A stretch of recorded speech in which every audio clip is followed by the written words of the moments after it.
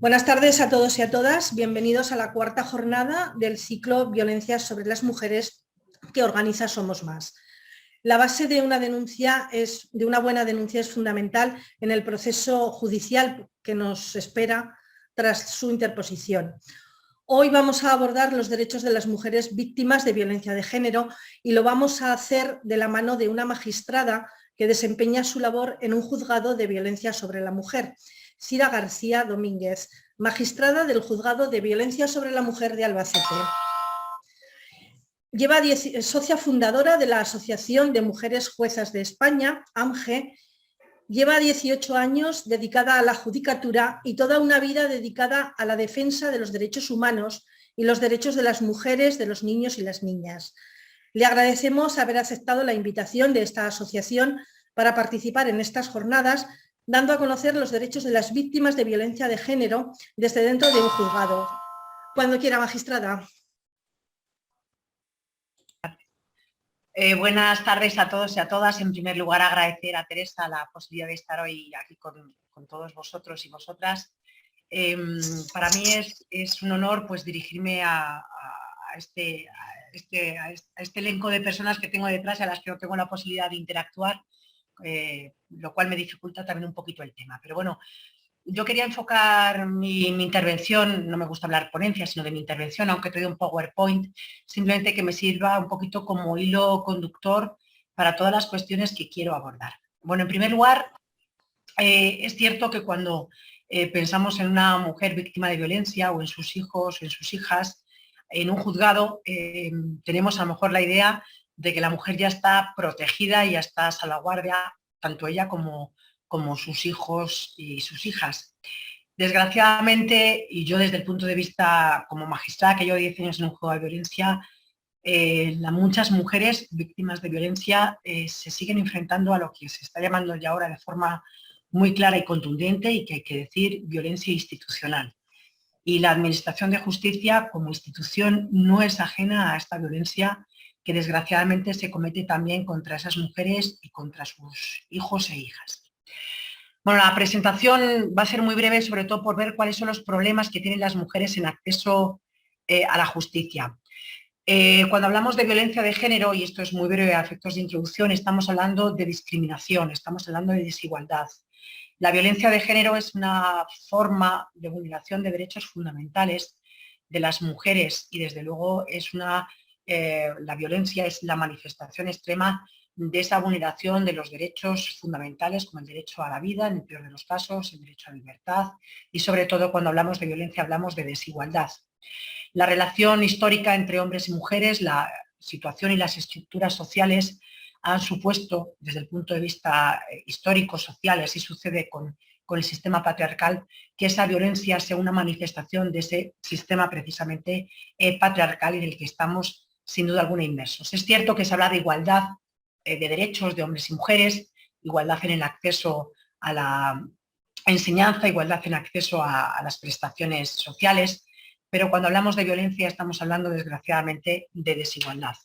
No podemos olvidar que la igualdad es un principio, es un derecho fundamental de nuestra Constitución, y cuando hablamos de esa violencia estamos hablando en definitiva de desigualdad, de desequilibrio y de estructuras sociales donde la mujer está en un papel de subordinación. La violencia de género ha sufrido un cambio afortunadamente y ha ido evolucionando hacia nuevos conceptos que la violencia de género eran desconocidos. Cuando yo estuve o empecé en un juzgado de violencia, al que nunca había estado hace 10 años, pues hablaba de violencia física, se hablaba de violencia económica, de violencia emocional y violencia sexual. No obstante, el concepto de violencia económica es un concepto relativamente reciente.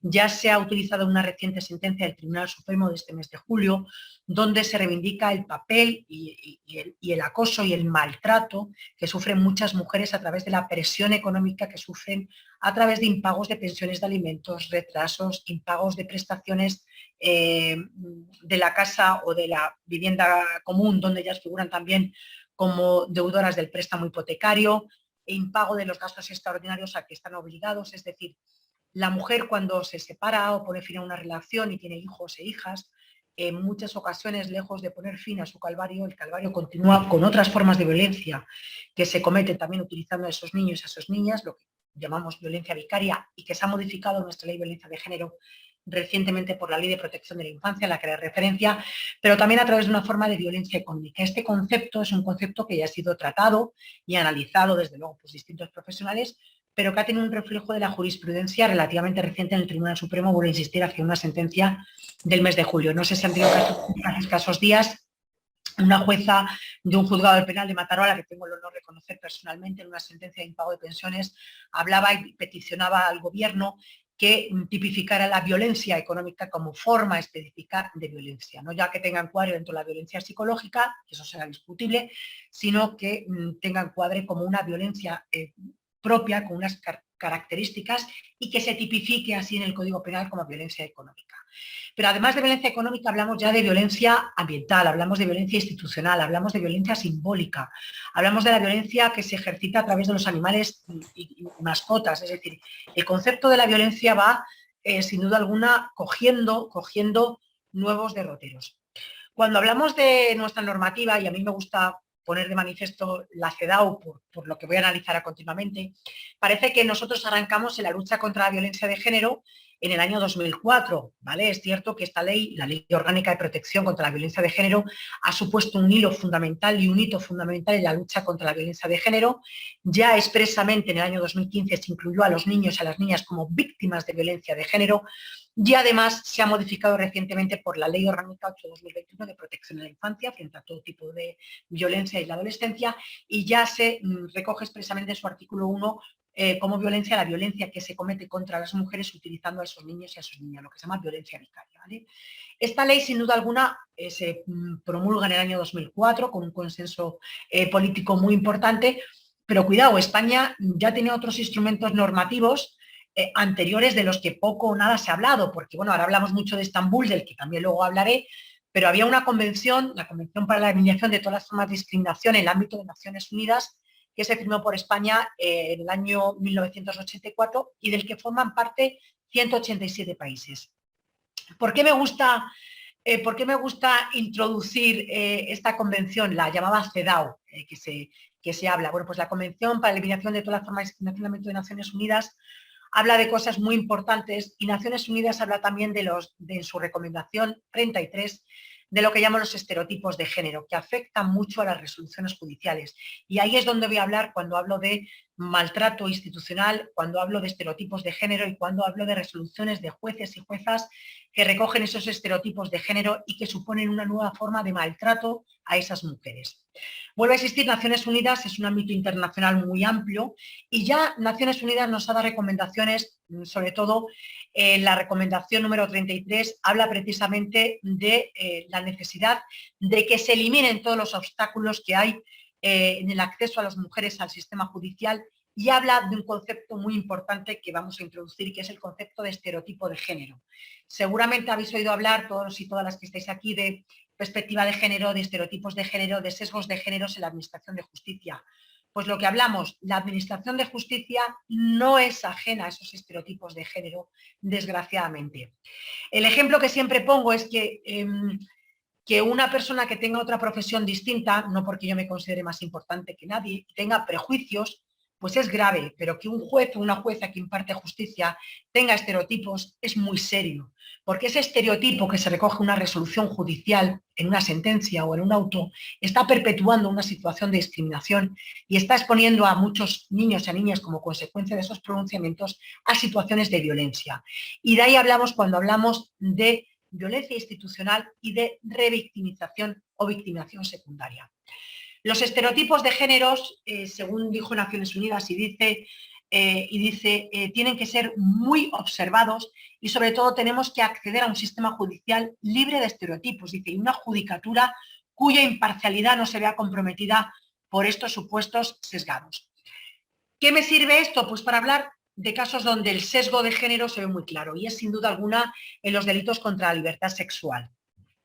Todos, sin duda alguna, acudimos o hemos acudido por medios de comunicación social a casos que han sido muy mediáticos y que han supuesto una convulsión social para que se produzcan determinados cambios en las leyes.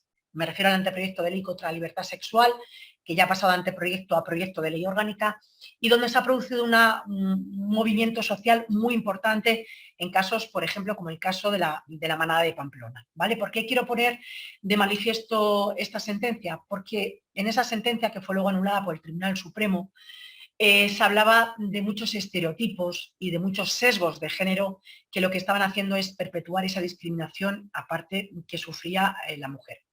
En los delitos contra la libertad sexual es sin duda alguna donde con mayor nitidez, no que existan mayores sesgos, sino con mayor nitidez se ve el sesgo de género, ¿vale? En muchas ocasiones, en los juzgados donde se atienden este tipo de denuncias por agresiones sexuales, siempre o en muchas ocasiones, cuando falta esa perspectiva de género, los interrogatorios que se dirigen a las víctimas van siempre dirigidas a preguntas tales: ¿cómo iba vestida usted? ¿Cómo se comportó previamente a la agresión sexual? Si usted se fue voluntariamente con el agresor y se besó antes, si usted había ingerido bebidas alcohólicas y qué comportamiento tuvo usted después de la agresión sexual, porque si usted no se fue inmediatamente a denunciar o a un centro médico, pues su credibilidad está en duda. Cuando se ataca o se cuestiona a una mujer, que vuelvo a insistir, cuando va una víctima de un delito de robo a un juzgado, a nadie se le cuestiona la credibilidad de esa víctima. Se da por hecho que esa víctima no está mintiendo. Cuando una víctima de violencia de género o una víctima que ha sufrido una agresión sexual, lo pongo como ejemplo muy palpable, la premisa es que la mujer miente o puede estar mintiendo, bajo la premisa o el estereotipo de género de que las mujeres son mentirosas y que las mujeres muchas veces también mienten para obtener un mayor beneficio en el procedimiento de separación y divorcio o para obstaculizar cualquier régimen de visitas del padre con los menores. Los niños y las niñas son capaces hasta de inventarse denuncias por abusos sexuales. Eso hasta hace unos pocos años el Tribunal Supremo en la sala civil, hace muchos años afortunadamente, decía que, bueno, que no es inusual que las madres denuncien abusos sexuales para obtener un régimen determinado o unos pronunciamientos determinados más favorables en un procedimiento de separación o divorcio. El estereotipo y el sesgo de género está ahí partiendo de la premisa de que la mujer miente y que efectivamente cuando un menor, un niño o una niña refiere a abusos sexuales es porque es muy probable, eso es el estereotipo y el género, que la madre haya hecho un lavado de cerebro absolutamente, como si esto fuera posible, y evidentemente en cuestión de pocos meses ha hecho un lavado de cerebro al niño, la haya reseteado o a la niña y le haya creado toda una película en torno a unos abusos sexuales, ¿vale? El estereotipo subyace y está ahí latente. Las mujeres mienten y como las mujeres mienten, pues lo que se va o se pretende en los juzgados cuando se denuncia es a ver dónde se puede atacar la credibilidad de la víctima. Vuelvo a insistir, credibilidad que no se duda de ninguna otra víctima en ningún otro delito que se produce. El Convenio de Estambul, es decir, vuelvo a hablar, en el ámbito de Naciones Unidas ya teníamos la CEDAW, de la que luego hablaré, un caso muy mediático que fue muy conocido y que quiero poner de manifiesto. En el ámbito de Naciones Unidas es un ámbito internacional, como he dicho, forman parte de 184 países, pero cuando hablamos de un entorno mucho más restringido en el ámbito del Consejo de Europa, mucho más reducido, hablamos del Convenio de Estambul. El Convenio de Estambul, sin duda alguna, es un instrumento de obligado cumplimiento. Es un instrumento que habla de violencia de género y violencia doméstica. Habla de violencia a mujeres, a niños y a niñas, tanto es aplicable a violencia de género propiamente dicho como a violencia doméstica, sin perjuicio que los menores ya son considerados como víctimas de violencia si están en un entorno de violencia de género. Y sin duda alguna, este convenio internacional, que es muy poco invocado, salvo por el Tribunal Supremo, que afortunadamente en numerosas sentencias ya pone de manifiesto este hecho, por los juzgados ordinarios, pues yo creo que en muy pocas resoluciones se habla del Convenio de Estambul. ¿Qué dice el Convenio de Estambul? ¿Por qué es importante el Convenio de Estambul? En primer lugar, porque es un convenio de obligado cumplimiento. Y en segundo lugar, porque habla de violencia de género y violencia doméstica, tanto a mujeres como a los niños y a las niñas. Y Estambul dice que la violencia de género no es solamente la que se produce en el ámbito de la pareja, expareja, matrimonio o exmatrimonio, sino que es toda aquella violencia que se comete contra las mujeres por el hecho de ser mujeres. Quiere decir que algunos asuntos, como el caso de Diana Kerr, donde no hay una relación afectiva entre el asesino y la víctima, serían contemplados como violencia de género conforme al Convenio de Estambul.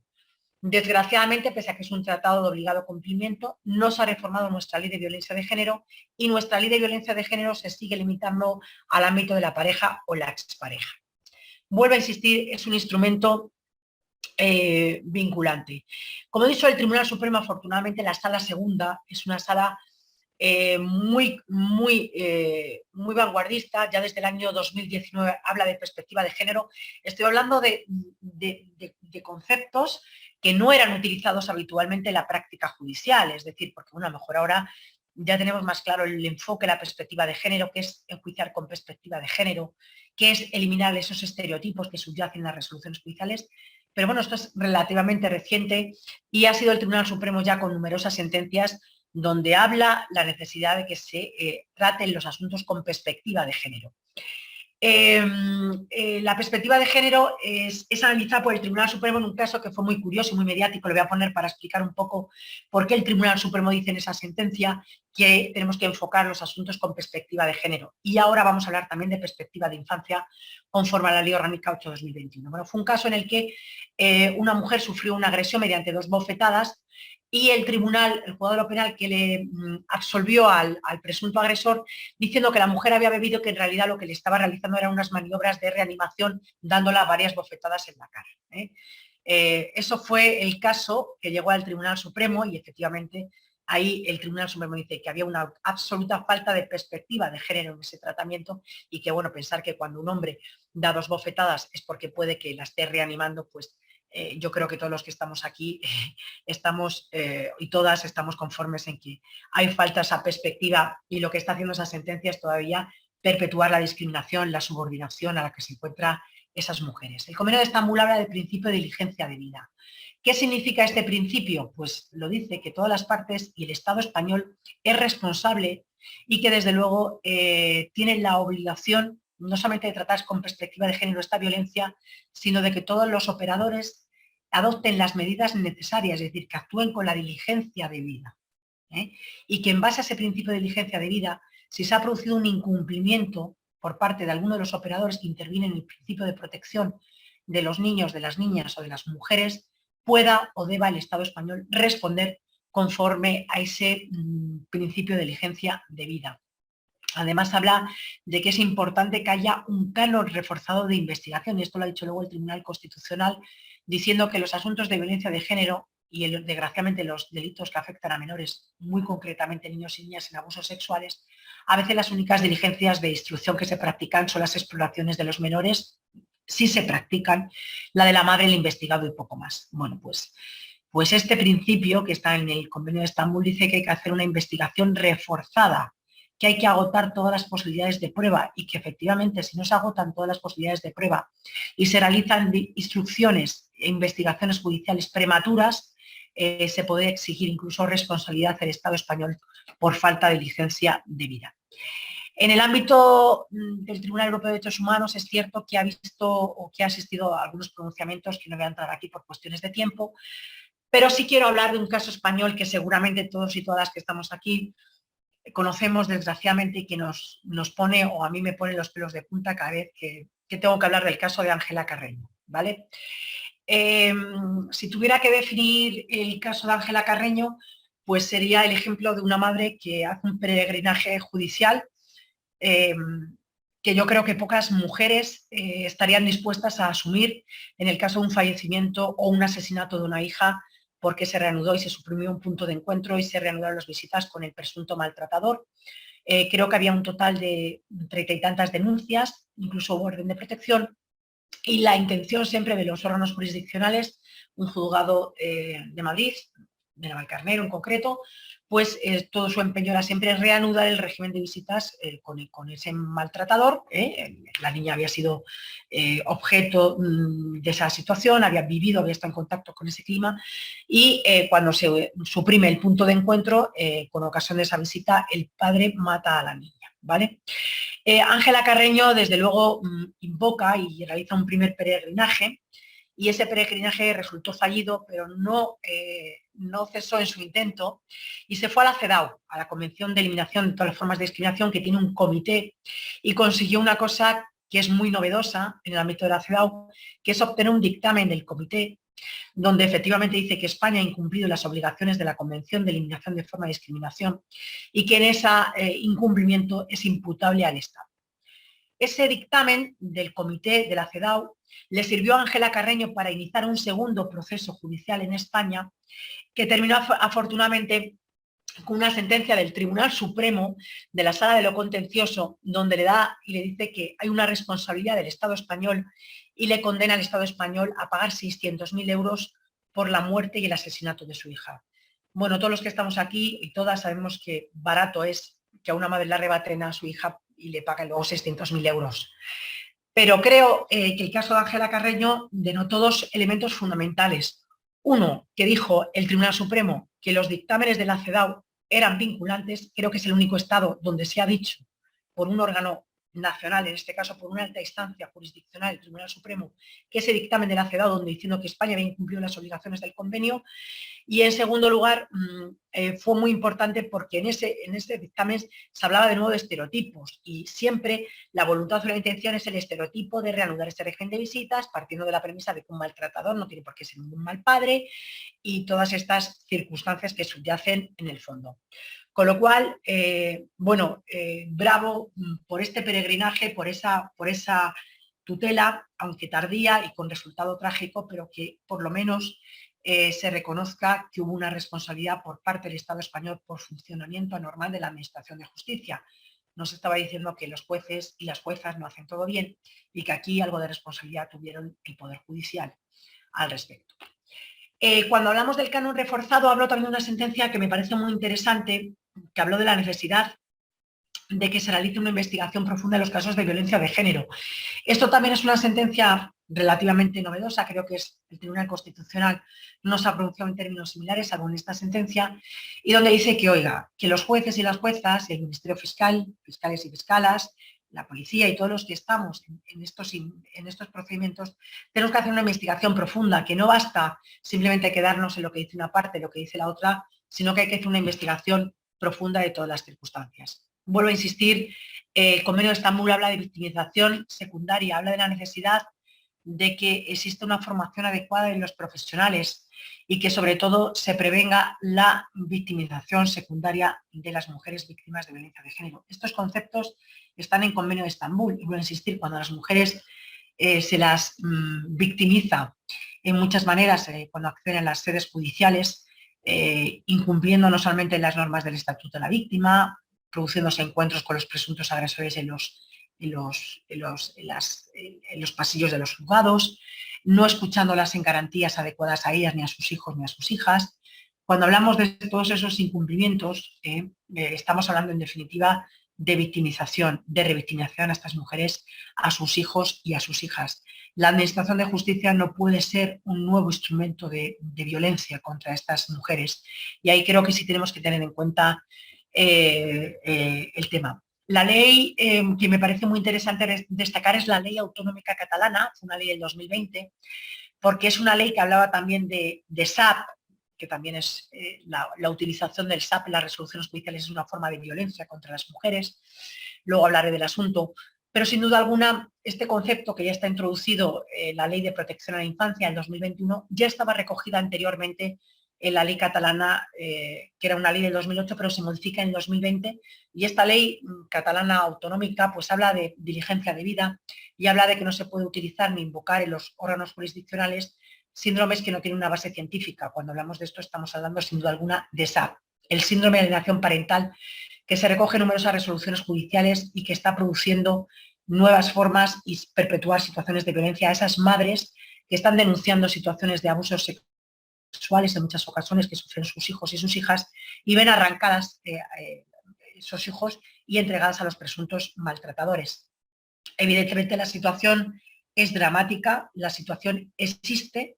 Me consta que se está poniendo de manifiesto también a través de Naciones Unidas como una forma de violencia y una situación que afecta a muchas madres españolas y desde luego es muy importante tener en cuenta todas estas circunstancias.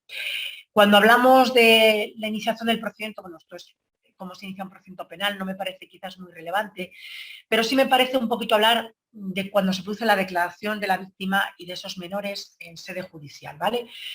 Nosotros, los jueces y las juezas, en el año 2018 nos dieron una guía que es accesible a través de internet, se llama la Guía de Buenas Prácticas para la toma de declaración de las mujeres víctimas de violencia de género, y hay un apartado final que habla también de exploraciones a los menores, a los niños y a las niñas, ¿vale? Tenemos que tener en cuenta que a los jueces, a las juezas no nos forman para explorar a los niños y a las niñas. No tenemos una formación específica. Tampoco hay una guía de buenas prácticas para la toma de declaración de estas exploraciones, con lo cual en muchas ocasiones tenemos que acudir pues, a nuestro saber hacer, a nuestra sensibilidad, a nuestras habilidades que algunos o algunas tenemos desarrollados en mayor o menor medida, pero poco más. No en todos los juzgados se dispone de cámaras GESEL, estas cámaras que están, que he podido hablar anteriormente con Teresa y con Natalia de ellas, no están en todos los territorios. Son cámaras pues, donde se evita, son entornos agradables, donde se explora al menor, donde se le escucha al niño y a la niña, donde no hay contacto en esa sala, no hay contacto alguno con los profesionales, ni con el juez, ni con el fiscal, ni con los abogados que están en otra sala. En esa sala suele estar el menor asistido del psicólogo y la psicóloga. Es un entorno, es un ambiente adecuado, en ocasiones con juguetes. No es un espacio judicial. Bueno, yo aquí aprovecho que estoy en la sede del juzgado para ver que este es mi despacho y es aquí donde yo realizo las exploraciones de los niños y las niñas. Yo no tengo cámara GESE. Entonces, bueno, pues lo que suelo hacer en mi práctica es, si tengo a la psicóloga y a la trabajadora social del equipo psicosocial, que no siempre la tengo disponible porque están haciendo entrevistas del juzgado, pero si es con tiempo, pues avisamos, viene el niño previamente, nos entrevistamos, nos presentamos. Bueno, pues todas estas cuestiones que parecen muy básicas y que son de sentido común, porque cuando yo conozco a alguien lo primero que hago es presentarme con mi nombre y apellido, con mi nombre y decir quién soy, pues desgraciadamente estas cosas no ocurren. Y en la guía de buenas prácticas de toma de declaración, pues en la parte final que habla de las exploraciones de los niños y de las niñas, dicen que es muy importante, primero, que al niño se le aborde con preguntas en principio amables, para ir un poco entrando en la cuestión. Segundo, que no se realice en estrado, es decir, que no exista una distancia física entre el juez y el menor. Parece que es una cuestión básica, cuanto más próxima sea la distancia con el niño, mayor acercamiento con la niña, mayor acercamiento hay a nivel emocional y a nivel afectivo. No podemos hacer una exploración donde yo me encuentro en la sala de vistas con una toga y un niño se encuentra aquí abajo. Esa distancia física es una distancia emocional. Eso es un maltrato, pues sí, porque eso no es un entorno adecuado para que un niño o una niña relate una situación, vamos a poner el peor de los casos, de abuso sexual. Evidentemente, muchas mujeres y muchos niños y niñas, cuando van a un juzgado y vuelven a sus casas, pues seguramente alguien les pregunte y les diga, ¿y a ti quién te ha entrevistado? ¿Con quién has estado?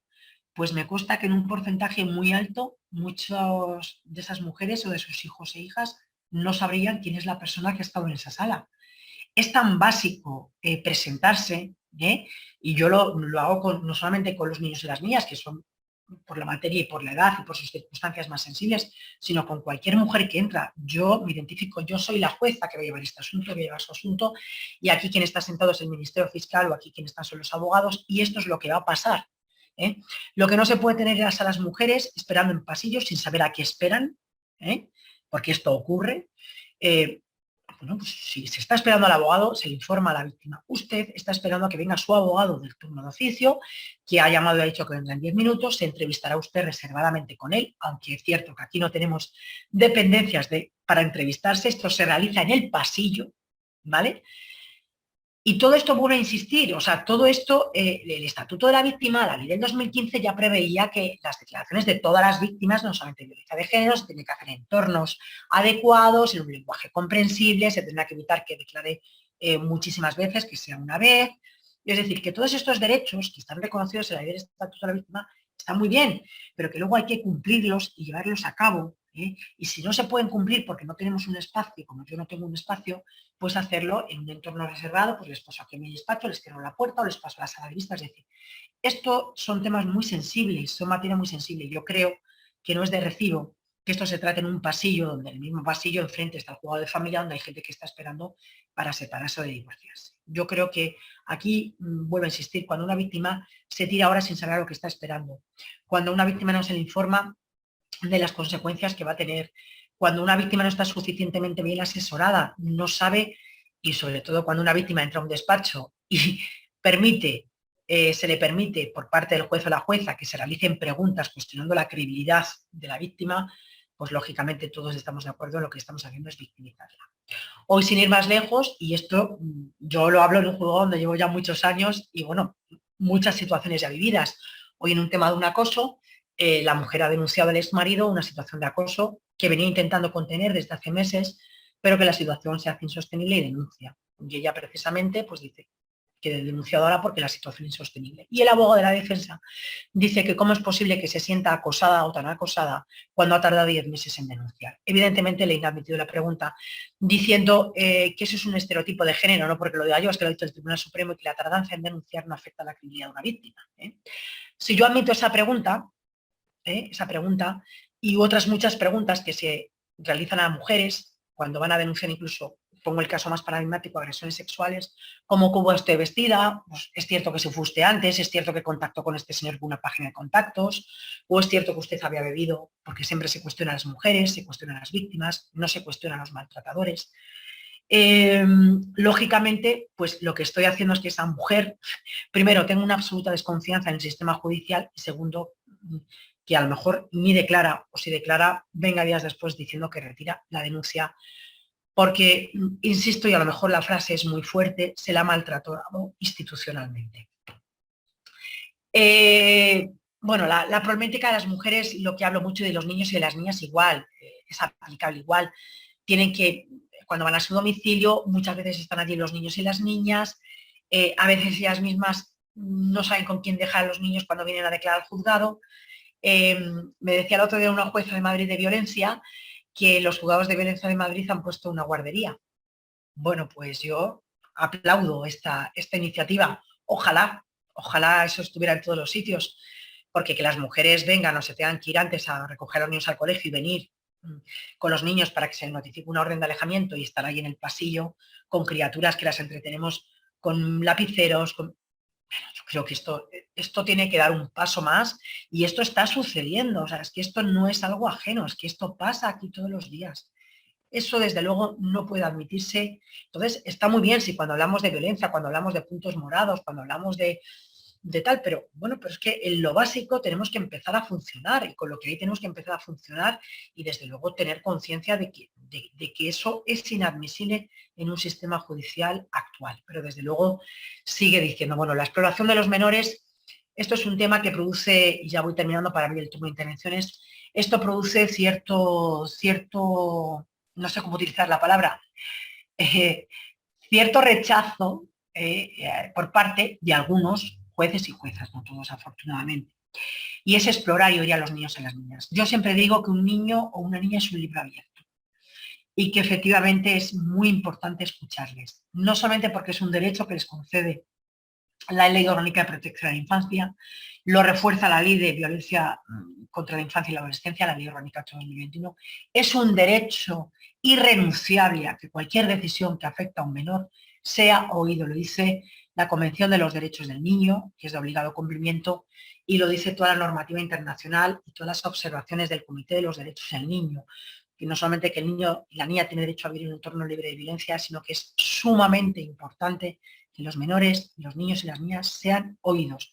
Bueno, pues lamento decir que esto sigue sin cumplirse. Vuelvo a insistir, ahora nos han introducido una reforma del Código Civil y de la Ley de Enjuiciamiento Criminal para que se suspenda de forma automática los regímenes de visitas a los presuntos maltratadores, tanto en violencia de género y maltratadores de violencia doméstica. Pero es que esta posibilidad ya estaba contemplada en la Ley de Violencia de Género, o sea, permite que suspendamos. Ahora, ¿qué pasa? Pues que parece ser, o entiendo, que como no se están acordando bien y se están haciendo bien las cosas, al juez le están diciendo, usted suspende con carácter obligatorio, salvo que ponderando el superior interés del menor, no suspenda el régimen de visitas. ¿Qué pasa? Pues que lógicamente no se estaba haciendo uso de los artículos, es decir, aquí se estaba separando lo que es el asunto de la madre con el asunto de los niños. Oiga, que no, que desde 2015 los niños y las niñas son víctimas de violencia de género.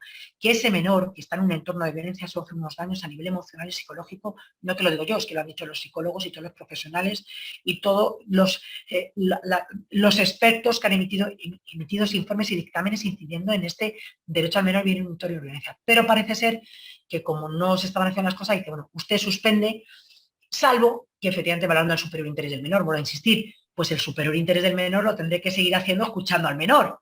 De la misma manera que si no hubiera esa norma, también el superior interés del menor me imponía obligadamente oírle antes de adoptar cualquier resolución, aunque no me lo dijera expresamente el apartado 7º de la Ley de Enjuiciamiento Criminal, ¿vale? Con lo cual, vuelvo a insistir que todas estas problemas, bueno, yo siempre digo que aquí hablamos de problemas, de soluciones, pues lógicamente hay que especializar a los juzgados, hay que especializar a los profesionales, a los fiscales, a las fiscales, a los equipos psicosociales, hay que hacer cámaras GESEL para oír a los menores, como he dicho anteriormente, hay que dotar de medios materiales y hay que hacer aumento de efectivos policiales, médicos y asistenciales. Yo no soy ministra de Justicia, pero bueno, desde luego, si tuviera que hablar, pues desde luego hablaría de todas estas cuestiones. No me extiendo más porque quiero dejar un turno de intervenciones. Muchísimas gracias. Espero no haberme excedido en exceso, aunque creo que voy en hora. Y bueno, estoy ya abierta a las preguntas que se quieran hacer. Muchas gracias. Muchísimas gracias a ti, Cira. Yo creo que nos podríamos pegar horas escuchándote y creo que soy Vox de todas las que y los que estamos aquí. Si digo que creo que te tendrían que clonar y ponerte en todos los juzgados de violencia sobre la mujer, ya no digo de España, sino del mundo entero, porque muchas de las que estamos aquí ahora daríamos lo que no tendríamos y robaríamos el Banco de España aunque no nos tuvieras que meter en la cárcel porque fueras nuestra jueza, te lo digo de verdad. Porque lo que hemos oído hoy de tu boca está a años luz de lo que podríamos oír de muchos de nuestros jueces que nos llevan los procesos con nuestras hijas y nuestros hijos, desgraciadamente. Quiero darte las gracias por ser tan clara, por no tener pelos en la lengua. En eso te pareces mucho a nosotras, no somos muy políticamente correctas nunca. Y vamos a empezar dándole el turno de palabra. Creo que ha sido Carmen la primera que lo ha pedido. Carmen, por favor. Ponte el micro porque no te oímos, que está silenciada. Hola, perdona, creo que estaba primero Cristina Arias. Ah, pues entonces Cristina. Hola, Cris. Perdón. Hola, bueno, primero que todo, Cira, muchísimas gracias. O sea, ya te he escuchado en alguna otra ocasión. Repito lo que dice Natalia, encima su intervención saltándosele las lágrimas. Aquí vamos a hacer todas un esfuerzo de contención, porque todas de una manera u otra nos vemos afectadas. Es evidente y sabemos todas que hay una violencia institucional que se está dando contra las mujeres. ¿Por qué? Como dice Natalia, daríamos lo que fuera porque tú fueras nuestra jueza, pero sabemos que aparte de ti y de personas que como tú las hay, que yo me he encontrado también, pero luego hay instituciones superiores como pueden ser audiencias provinciales. Voy a citar ya claramente la Audiencia Provincial, la Sala número 12 de Barcelona, en la que sabemos todos que uno de los magistrados es PROSAP, están dando clases y bueno, hay toda una historia por detrás. Cualquier buen hacer de un juez viene después vetado y cambiado por la sala número 12 de la Audiencia Provincial de Barcelona.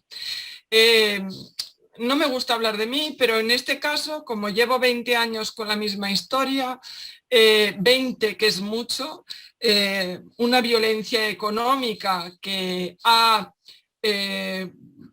no sé cómo decirlo, inundado la vida, el crecimiento de mis hijas, el desarrollo de mis hijas, el desarrollo intelectual o psicológico de mis hijas, te diré que alguien o de alguna manera se va alguna vez a pedir no sé, que paguen por esto, que se no sé, una restitución, aparte de la violencia institucional, que en mi caso ha sido siempre por un maltrato económico y, vale, hay otro tipo de maltrato que tú también has citado, que es todas las sentencias en las que se habla de SAP, se están quitando a esos niños de sus madres.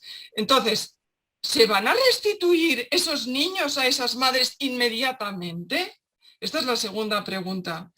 Y la tercera ya es que es de sobras conocido que vais todos sobrecargados en los juzgados. Entonces, por muy buenas intenciones que tengáis muchos jueces, solo personas que puedan estar muy susceptibles y muy vinculadas a temas de género van a dedicar el tiempo necesario a estudiar esos casos. El resto se lo van a mirar ahí en la sala de juicios y van a dictar lo que les parezca sin que les afecte lo más mínimo. Bueno, no sé si he sido clara. He de decir que 20 años de violencia institucional y de maltrato económico acaban con las neuronas de cualquier persona. Y también te diré que hasta el mismo abogado que tengo, al que le he tenido mucha fe, pienso que ahora ya no saben ni por dónde tirar. O sea, la audiencia, la sala 12 da un dictamen y a partir de aquí, ¿qué hacemos? Nada. Pagar encima las costas, porque no nos dan la razón cuando es evidente que un señor está escondiendo toda su fortuna, está sin pagar durante 20 años y todo el maltrato psicológico, las grabaciones que ha hecho a sus hijas y todo lo que no voy a explicar ahora, está ahí, lo tienen ellos en los juzgados y sin embargo le dan la razón. ¿Alguien va a pagar por esto? ¿Se puede solucionar de alguna manera? ¿Hay alguna otra instancia a la que elevarnos después de la sala 12 de la audiencia? Perdón por ser tan extensa. Gracias, Cristina. Bueno, a ver, Cristina, yo un poco sintetizando o respondiendo a todas las preguntas. Yo creo que no podemos caer en el desánimo. Hace unos años hablar de violencia económica, bueno, pues es que yo he visto en los juzgados que no, aquí no se viene a hablar de dinero. Es que eso lo he visto hasta hace relativamente poco. Es decir, aquí el tema del dinero no importaba. Ya se está hablando. Yo he participado en un proyecto muy interesante, si queréis luego se lo mando a Teresa, con la Universidad de Extremadura y con la Universidad de Valencia. Han hecho un trabajo de investigación muy, muy interesante entre mujeres, tanto las que han denunciado violencia de género como las que no. Pues eso, ocultación, retrasos, impagos de pensiones, gastos extraordinarios, deudas donde aparecen como fiadoras, impagos de las cuotas del préstamo hipotecario. Bueno, todo eso está y afortunadamente yo ahí soy optimista que el Tribunal Supremo haya hecho una sentencia en el mes de julio y que el juzgado del Penal de Mataró, esto ha salido la semana pasada, es una compañera mía, Lucía Vilés, haya dicho al Estado español, por favor, tipifiquen esta violencia porque está existiendo.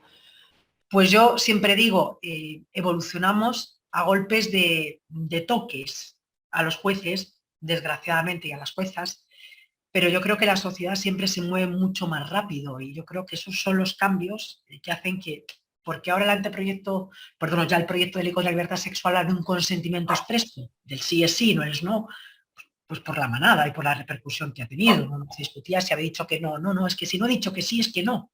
Y mientras no haya manifestado mi voluntad expresa, eso no es, porque eso parte del estereotipo de que la mujer está siempre predispuesta al sexo y que solo si se niega tiene que decir no. Eso es lo que subyace en esos delitos. Con esa especialización, usted está en un juzgado, está especializado. Los juzgados mixtos, por supuesto, fuera. O sea, que un juzgado de pueblo, que bueno, que aquí los hay, que lleven violencia y que un juzgado de capital tenga un juez especializado y esa víctima, un juez que no está especializado, hombre, eso supone que haya víctimas de primera y víctimas de segunda. Eso es inadmisible. Entonces, yo soy optimista. Yo creo que vamos evolucionando. Lentos, pero vamos evolucionando. Entonces, yo quiero por lo menos tener esa perspectiva. La responsabilidad que pueda tener el Estado respecto a los arrancamientos. Vamos a ver. Con el caso del Convenio de Estambul, hay un informe, los informes Grevio, que es el comité que lleva el seguimiento del Convenio de Estambul. Bueno, Grevio ha hecho bastantes informes en el caso del Estado español diciendo que España sigue incumpliendo las disposiciones del convenio. Lógicamente, el trato del caso de Ángela Carreño ha sido un caso aislado porque la batalla judicial ha sido tremenda, pero eso abre un punto. Es decir, eso abre un punto de partida y es que si yo mañana voy con un dictamen de la CEDAW y me dice que es vinculante, yo puedo invocar eso.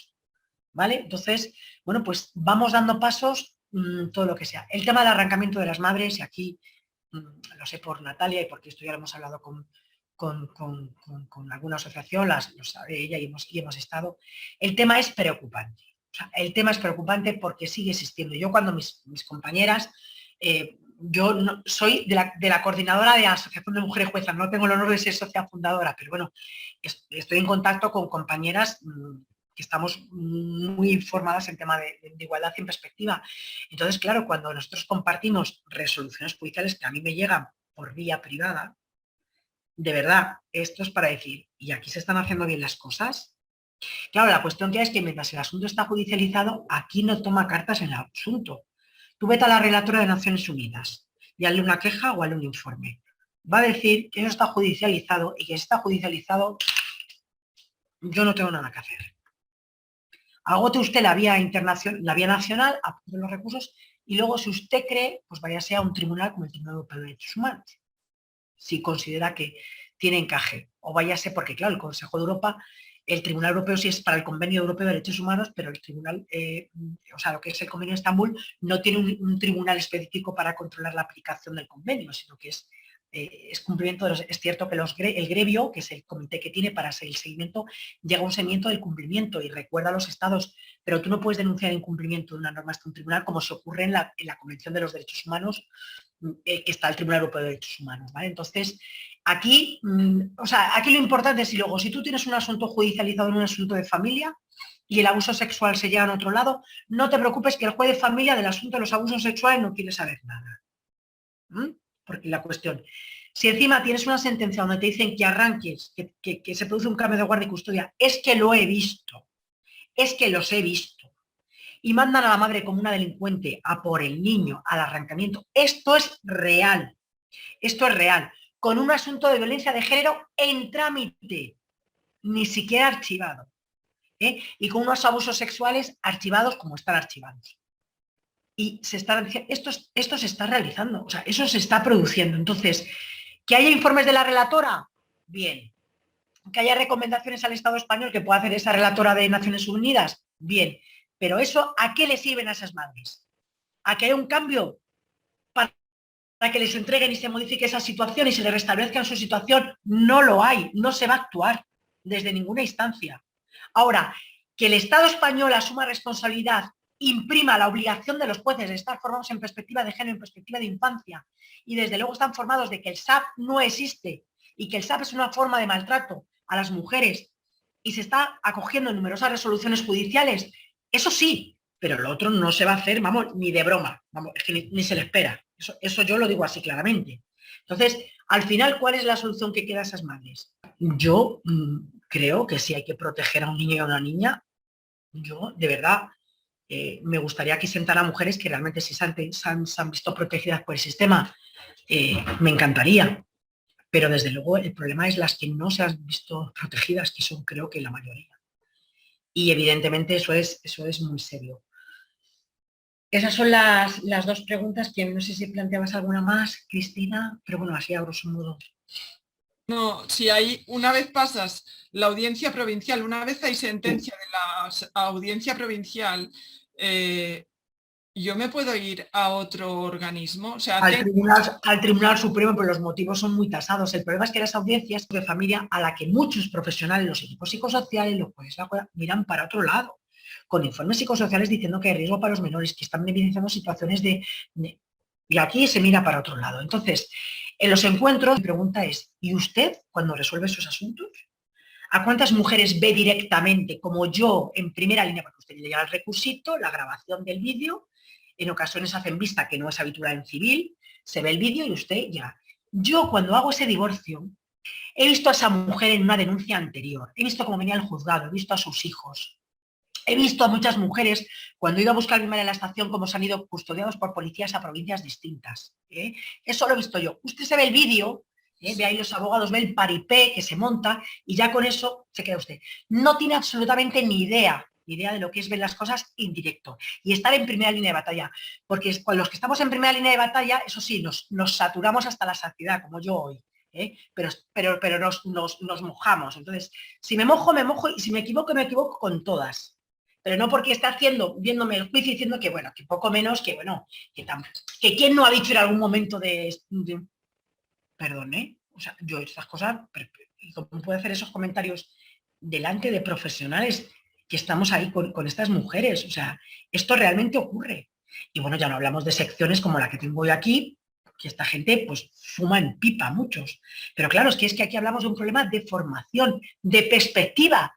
Y es que ellos ven perspectiva de género y dicen que nos estamos cargando el derecho a la presunción de inocencia. ¿Pero qué tiene que ver? Lo que estamos diciendo es que el derecho no puede aplicarse con estereotipos porque discrimina y que hay que quitarse todos esos estereotipos. Los niños mienten, las mujeres mienten, las madres manipulan a los niños, la madre se inventa las denuncias de abusos sexuales, las madres interfieren en las relaciones parentales para que el niño no tenga contacto. La madre puede crear un rechazo cuando lo natural sea que el niño quiera al padre para que no quiera al padre. Pues esto no lo saben, porque no están formados en esto, no están familiarizados con estas situaciones, no están en primera línea de batalla. Entonces, a mí que lleguen luego y me digan, no, le subo la pensión 25 euros. Ya está, así con eso es como que se quedan todos tan contentos. O sea, pero si no están ustedes aquí a primera línea de batalla. Entonces, es verdad que efectivamente las instancias judiciales, según van a tal, pues lógicamente, ¿cómo se solventa? Se supone que hay secciones especializadas en materia de violencia de género, pero no en todas las audiencias provinciales, porque Albacete tiene 2, una penal y civil, y no hay sección especializada en violencia de género. Con lo cual, pues claro, es que al final es que es como vas saltando este obstáculo y te encuentras con otro muro enfrente. Y así.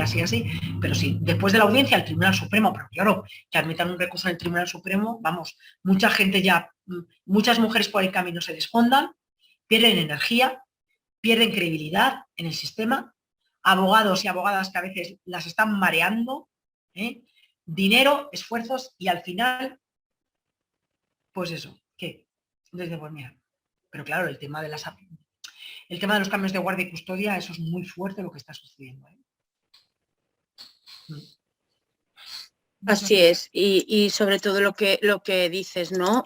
Vas a pedir ayuda a, por ejemplo, aquí tenemos el Justicia, y como los temas están judicializados, te dice que Verdenas han segado porque él no puede entrar en un tema judicializado. Igual que comentas con la relatora de la ONU y con muchas otras cosas a las que tienen mucho bombo y platillo, pero todo lo que esté judicializado te van a decir que venga usted mañana, que yo no voy en ese charco de barro, no me voy a meter a llenarme de barro hasta las cejas.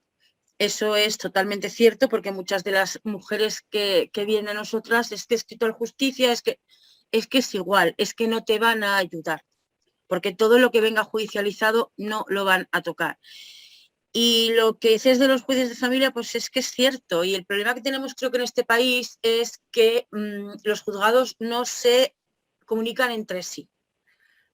Porque que tú estés, por ejemplo, tramitando o llevando a juicio una modificación de medidas y el superpapá maravilloso y estupendo tenga en otro juzgado o incluso en la audiencia de esa comunidad autónoma un juicio pendiente por agresión a otra mujer y a otro niño, pues tú intentas decírselo al juez de familia que te está llevando y te dice que, oiga, a mí eso no me importa porque eso no es lo que venimos a dirimir aquí. Pues yo creo que estás pidiendo, pues un caso de los que te pongo, una modificación de medidas para que ese señor no vea una criatura. A lo mejor a usted, llámeme loca y rubia, le interesará saber que ese señor tiene pendiente un juicio por pegar a otra señora y a otra criatura. Pero es que está pasando cada día y está pasando que no tienen en cuenta los incidentes de violencia que haya habido anteriormente con esa madre, con ese menor e incluso con otras mujeres con las que ha habido violencia. Pero si eso sabes cómo se hace, si eso es muy sencillo. Eso es consulta antecedentes penales al llegar a juicio civil, antecedentes penales. ¡Bum! Yo muchas veces sí, la causa, porque claro, si este señor tiene una prohibición de acercarse a esa señora por 5 años, estarás de acuerdo en que el ejercicio de la patria potestad se la tendrás que atribuir exclusivamente a la madre. ¿Cómo le vas a dar un ejercicio de patria potestad compartida si ese señor no puede comunicarse con la madre durante 10 años? Pero aunque no sean periodos tan largos, esta señora es una víctima, no puede ponerse en contacto con este señor para pedirle dónde va a escolarizar al niño consentimiento por nada, que es una cosa de sentido común. ¿Sabes cuál es el problema? Que se nos deja de considerar víctimas en cuanto se nos termina la orden de alejamiento. Claro, claro. Y ese es el gran problema, porque tú vas diciendo, no, mire, es que yo soy... No, usted no es, usted era víctima. O sea, se le acabó la orden, ya. Y una persona que es diabética, cuando ya le han puesto la medicación, lo deja de ser. Oiga, pues no, pues una víctima de violencia lo mismo. Bueno, yo seré víctima de violencia toda mi vida.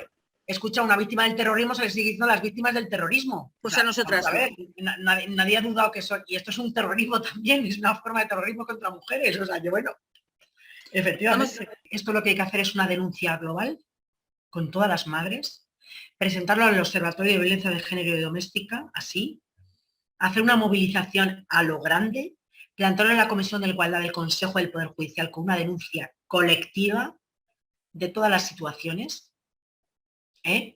para que estas situaciones no se produzcan. Y esto solamente se puede producir con formación y con perspectiva judicial. Y que esos casos sean sometidos, ¿vale? Tú no puedes entrar en un asunto jurisdiccional, pero tú sí puedes recabar información, ¿no? Como órgano de inspección del Consejo, oiga, infórmeme a ver de si aquí se han cumplido las garantías, si esa resolución es motivada, si esa resolución es fundada en derecho. Es decir, yo aquí solamente lo digo de verdad, porque claro, la denuncia ante los organismos internacionales, en este caso, pues lo que pondrá de manifiesto son los colores al Estado español, o dirá que bueno, que España, el Poder Judicial, no protege a las mujeres víctimas de violencia, ni protege a sus hijos y a sus hijas y demás. Pero aquí lo que hay que actuar es desde dentro. Y desde dentro es, yo lo digo sinceramente, es con la movilización y la reivindicación así, directamente de una denuncia colectiva de todas estas mujeres y además ponerlo como forma de violencia contra las mujeres. O sea, eso es una forma de violencia.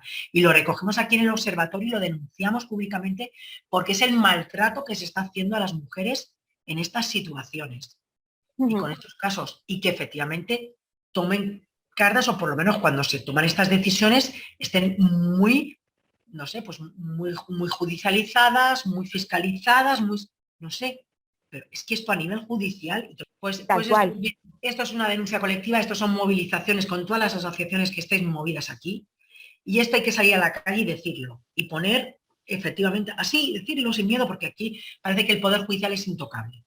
Todo el mundo se queja por la sanidad, por la educación, pero nadie se queja nunca por la actuación de los jueces. Oiga, pues en la manada lo hicieron, no salieron las mujeres, es violación, no agresión, y se movilizaron contra las decisiones judiciales, pues igual. No al arrancamiento de estas madres, no a la utilización del SAP, no a todo esto, y esto que salga a la luz, porque yo no se me ocurre, la verdad, otra cosa que dar una voz de alarma, porque si esto está judicializado y esto sigue en el silencio absoluto, bueno, pues al final esto no trasciende, porque no dejan de ser madres que estáis en esa situación, pero repartidas. Pero lo único que da fuerza, es la unión, o sea, la unión y la movilización de estar con denuncia colectiva, con lo que sea, y exponiéndolo, y pidiendo una reunión si es necesario a la ministra de Justicia y a la delegada del Gobierno de Violencia. Así. He escrito a Irene Montero. En particular es complicado. Aquí hay que moverse potentemente. Y cuando tengan un dossier así, con arrancamientos de 300 madres o 400 que dan su cara y que están dispuestas a explicar lo que está pasando con el Poder Judicial, ya veremos si lo atienden. Seguro que sí. Pero a ti en particular ni te van a dar respuesta ni te van a hacer. No lo van a hacer. Yo recojo el guante que nos acaba de poner, la patata caliente que acabas de poner encima de la mesa. Y yo no sé si me habéis visto alguna vez en alguna parte, nunca digo que soy la presidenta de Somos Más. Siempre digo que soy la representante, porque yo creo que el cargo meramente está para poder formar la asociación y poder salir adelante. Pero esta vez sí que os lo digo y que os lo juro que se me está poniendo bola. No es el caso, o sea, con lo más relevante, si tampoco tienen que mandar... Lo que tú digas. Pero tenéis que movilizaros con otras asociaciones donde haya mujeres que estén en la misma situación, pues igual, porque las hay mujeres residentes en varias... Por supuesto. Hacer una denuncia colectiva por todas las asociaciones de mujeres y madres con estos casos, nombres y apellidos. Y juzgado tal, y resultado del juez tal. Yo siempre digo lo mismo. Peor que te quiten a un hijo, no tenemos nada. Y sé que lo que voy a decir va a sonar duro. No os pueden hacer nada peor. No, ya está, sí. Lo más gordo que os pueden hacer ya os lo han hecho. Así que vamos a ponernos en contacto con todas las asociaciones del Consejo, o tú. Una, no voy a decir dónde se la van a pasar, porque soy una persona educada. Pero cuando tengan un taco así y tengamos la certeza y digamos, no, es que os las hemos mandado, ¿qué van a hacer con todas las que hemos mandado? Porque la prensa también está ahí para algo, ¿eh? Para dar fe de que las enviamos. Esto no puede continuar así, no se pueden dar los hijos a los maltratadores. No. Así que, por favor. Esa labor activista la tenéis que hacer. O sea, yo, vamos a ver, bueno, yo que también soy muy activista de mis posibilidades, pero hay que ser activista. La tía Moni. Bueno, soy Moni. Es lo único, por favor. Mónica Moni. Rollo Zalamea. Moni, silencia el micro, Moni. Es lo único que podemos hacer. Y lo tenemos que hacer. Nos vamos a poner las pilas. Todas las que estáis aquí, seguro que sois de una u otra asociación, hablar con vuestra gente. Vamos a mover esto, porque yo estoy segura de que más de una de las que estáis aquí estáis como esta Carmen. Yo conozco dos a título particular. O sea, a ver, es que esto es una locura, porque yo, ¿qué la diría? Es que claro, yo está mal decirlo, pero es que yo digo, tú tienes claro que no quieres entregar a la niña, a este tipo. Lo tienes claro. Es que es así. Es que es muy duro entregar los hijos, ya sea en un punto de encuentro o ya sea donde sea. Encender la pantalla, por favor, y te doy la palabra. ¿Raquel? Espera.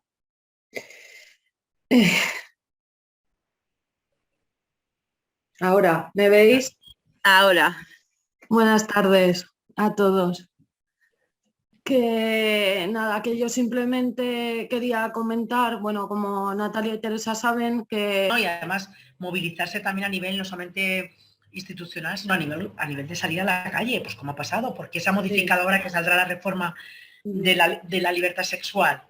Pues por esas movilizaciones, pero bueno, es que esto es un movimiento que ocurre con el movimiento feminista, como los derechos reproductivos, porque cuando las mujeres han salido a la calle a reivindicarlo, y esto hay que reivindicarlo, o sea, desde una lucha, de un activismo, para que entre todas unidas se replanteen qué es lo que está fallando y ya suene la alerta.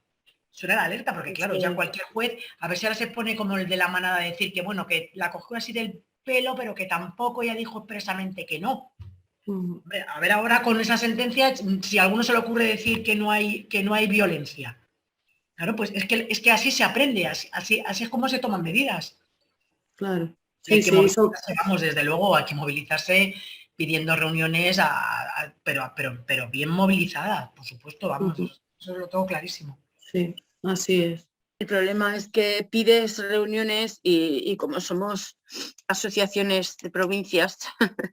No, hay que hacer dentro de cada asociación a las mujeres que estén en esa situación, o sea, hacer una confederación, hacer no sé cómo será, en manos de abogadas potentes, bueno, abogados, bueno, digo abogadas, porque me confío en las mujeres, y que estén ahí, o sea, con potencia, o sea, ya está, ahora no, esto es una cosa de tres, no, esto es una movilización fuerte y exponiendo efectivamente la situación.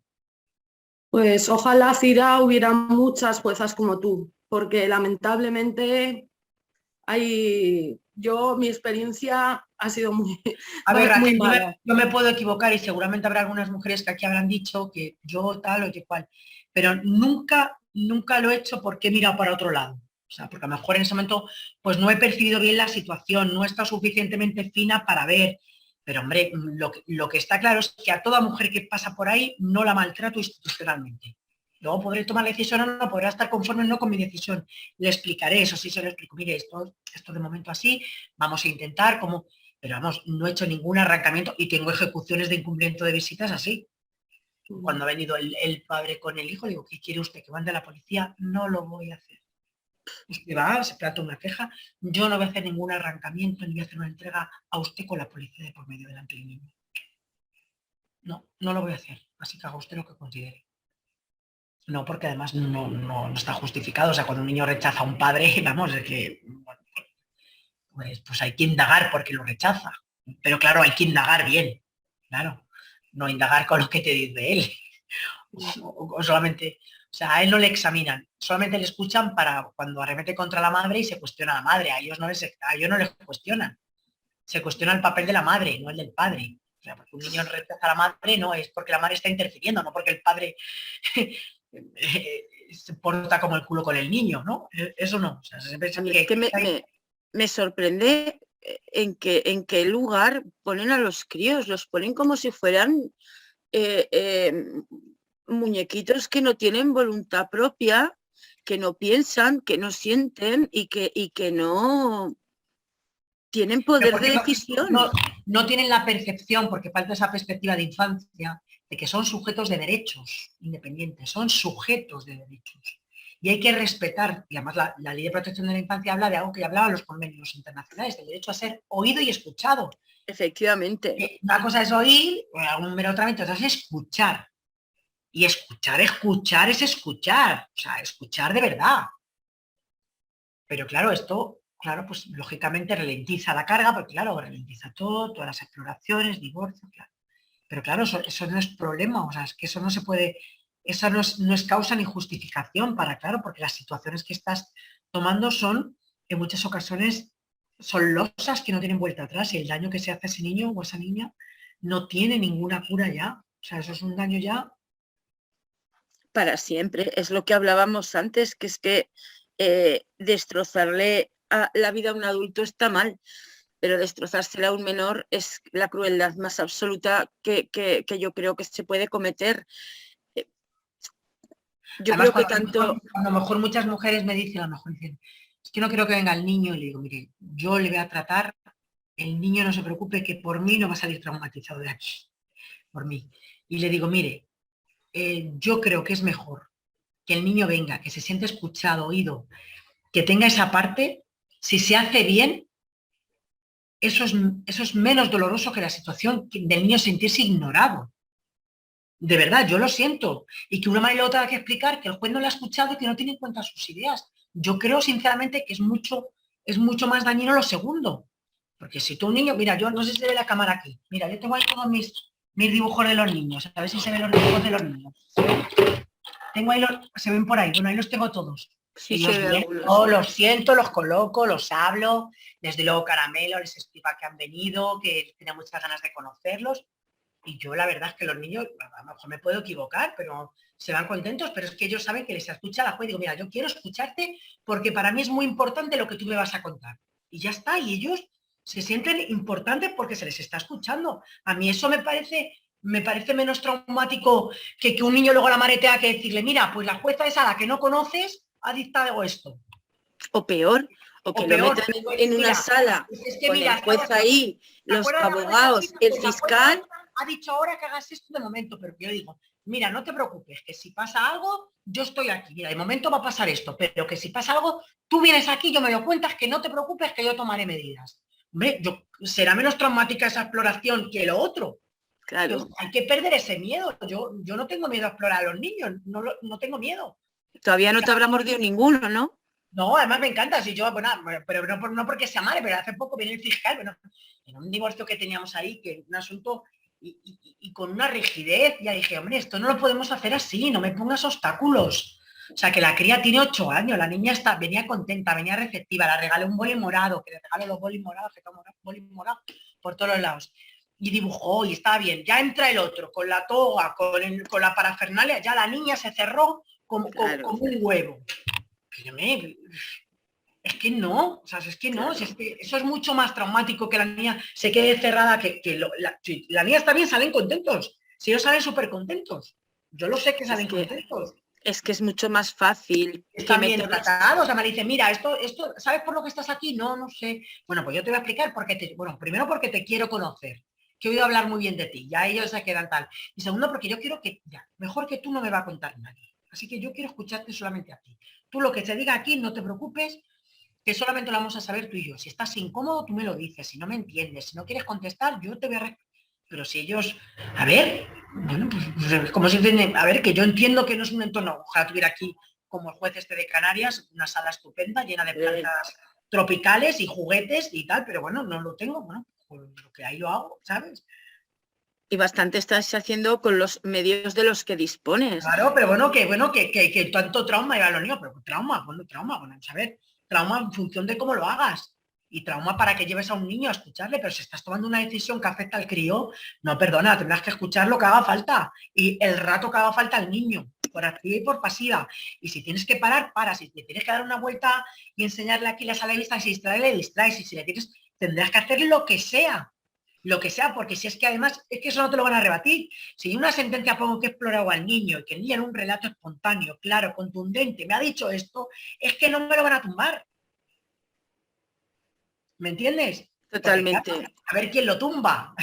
Lo otro es más fácil, lo otro es más fácil. Si no has escuchado, pero si escuchando es difícil. Totalmente. O que metan al crío ya no en una sala de vistas, en una especie de despacho lleno de gente, que la criatura se queda así, No, que mira claro. alrededor y dice, cualquiera abre aquí el pico. Nada, yo les cuento, les enseño los dibujos, digo, mira, este dibujo me lo ha hecho tal, mira, este me lo ha hecho tal, mira, tú me vas a dejar uno aquí, dices, sí. Luego cuando te quedes aquí me haces uno, me vienes otro día a traérmele, vale. Y tal, o sea, cuando ellos lo ven y mira, que han venido también otros niños, que mira, todos, mira, este se llamaba tal, y mire, me dibujó la playa porque le dije que lo que más me gustaba era la playa y el sol. Y ellos, a ver, que son niños, vamos a ver, que yo soy madre, pero que aunque no fuera madre, no sé, tampoco creo que esto es tan complicado. Sí, que no son alienígenas tampoco. Exactamente, trátalos como personas, como sujetos de derechos y ya está. Y si a un niño le tratas con respeto y ves que le estás respetando y que es para respetarle su decisión, el niño se va a portar estupendamente contigo, vamos, yo no tengo ninguna duda. Que ellos se abren y son muy, muy espontáneos. Y además cuando están relajados es la cuando más sacan.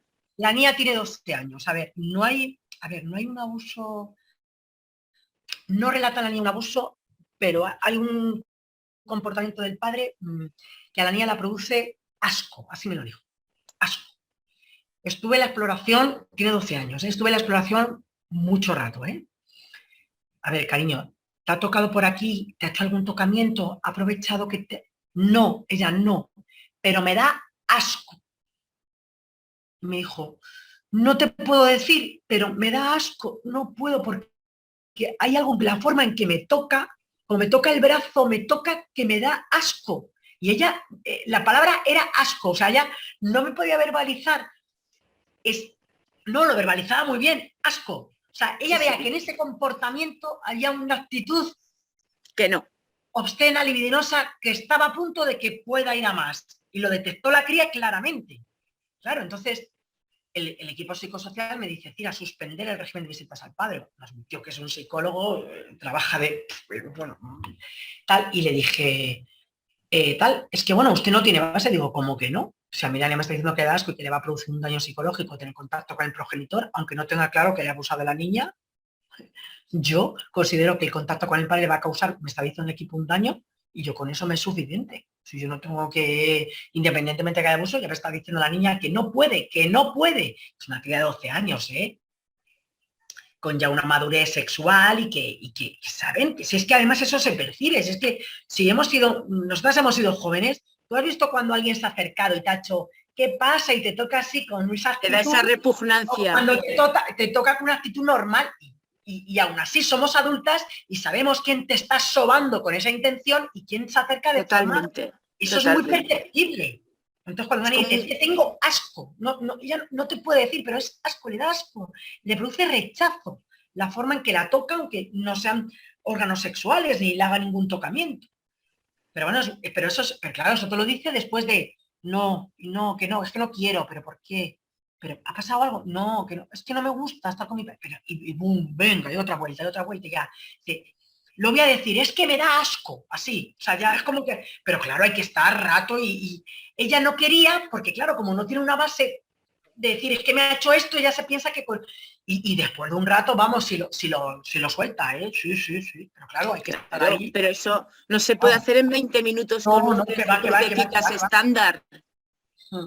Que es lo que hablamos al principio. Eso necesita un tiempo, una dedicación y no lo que se está haciendo en muchas ciudades con según qué equipos psicológicos. Cira, vuelvo a repetirte que vamos a hacer una moción. No me digáis eso, que seguramente que me da, primero, no me lo creo y seguramente habrá alguna que no lo piense. Entonces yo... Pues bueno, por la que no lo piense, que no lo firme, pero igual que vamos a... Yo desde luego sigo pensando que mi trabajo lo intento hacer lo mejor, que yo sí intento estar donde tengo que estar y sabiendo dónde estoy, o sea, y pisando donde estoy, que no me tiembla la mano si tengo que tomar determinadas decisiones, no me ha temblado, o sea, eso lo tengo clarísimo, y que prefiero suspender un régimen de visitas a un padre que exponer a un niño a una situación que sea irreversible. Lo siento, o sea, me da igual. O sea, Pero yo creo que tengo que proteger, protejo a un crío. Y si me he equivocado, pero lo que no voy a es someter a un niño a una situación que seguramente sea luego irreversible. Entonces, yo ante la duda protejo al niño y que salga al sol por lo que tenga que salir. Ya está, así lo pues, considero. ojalá el bienestar superior del menor, que tanto se cacarea y tanto se utiliza en las salas de juicios y en todas partes, lo tomará todo el mundo tan a rajatabla como tú. Ojalá, bueno. Yo creo que Muchísimas gracias. tampoco, y hay jueces y hay juezas, hay compañeros míos, tenemos que ser optimistas en ese sentido, porque yo sí conozco compañeros y compañeras, gente muy implicada. Creo que No lo dudo. cuanto ya consigamos que estos juzgados estén por especialistas, esto va a suponer un avance importante, y yo creo que ahí sí vamos a conseguir que haya gente muy especializada y con una perspectiva mucho más amplia. Entonces, yo quiero ser optimista porque, bueno, la jurisprudencia, los jueces van evolucionando, han evolucionado ya en unos años, por lo cual entiendo que esto es un punto de partida. Yo quiero ser optimista. No lo dudamos, yo estoy segura que las nuevas generaciones también vendrán con otra perspectiva de género, con otra perspectiva hacia la infancia y con otra perspectiva hacia la mujer. Cira, no sé cómo darte las gracias, de verdad. Muchísimas gracias de parte de todas las y de todos los que te hemos escuchado esta tarde. Gracias por ser tan abierta, tan clara y tan cercana. Yo sobre todo os invito a que, como Ángela Carreño, y aunque el daño ya estaba hecho, batalló, y que las grandes conquistas y los grandes logros se han hecho a través de batallar. Y esto hay que batallarlo como sea, desde donde sea, desde los frentes que sean, y hay que batallarlo unidas, no hay otra opción, eso también lo tengo clarísimo. La unión hace la fuerza. Nosotras siempre lo decimos, vuelvo a repetiros a todas que Teresa os ha puesto el email al que os podéis dirigir. Vamos a unirnos, vamos a pelear juntas y vamos a hacer un montón grande de papeles, aunque suene mal, ¿no? Que tengamos que pelear, pero vamos a hacer un montón grande para todas las que estéis en esa situación. Vamos a intentar que nos hagan caso, que nos escuchen. Yo creo que nos ha puesto la magistrada una pelota caliente encima de la mesa que tenemos que recoger. La pelota está en nuestro tejado y lo tenemos que hacer por Carmen y por todas las los cartuchos tienen que estar muy bien disparados y con toda la información muy bien hecha. O sea, no se puede ir dando palos de ciego. Reuniones poniendo con dossier con toda la situación, reunión con no sé quién exponiendo toda la situación. O sea, no con reuniones institucionales de foto y paripé. No. Aquí con los cartuchos, que tengan que estar bien utilizados, porque claro, los cartuchos solamente se tienen a veces en estas instituciones una solamente vez. Sí, porque tenemos pocos, son muy pocos. Pues ya lo habéis oído todas, aquí estamos, vamos a hablar con el Consejo de Mujeres y vamos a unirnos todas y vamos a hacer fuerza, porque unidad... Una denuncia colectiva, ya está, pues como pasó con las Madres de Mayo de la dictadura, como ocurrió con las mujeres uruguayas, pues como han batallado todas juntas. O sea, esto es así, esto es una batalla contra el patriarcado, o sea, esto es contra un patriarcado judicial, entonces hay que ir. Es la única manera. Muchísimas gracias, Cira, por darnos tu tiempo. Gracias. Un abrazo a todos. Chao. Adiós.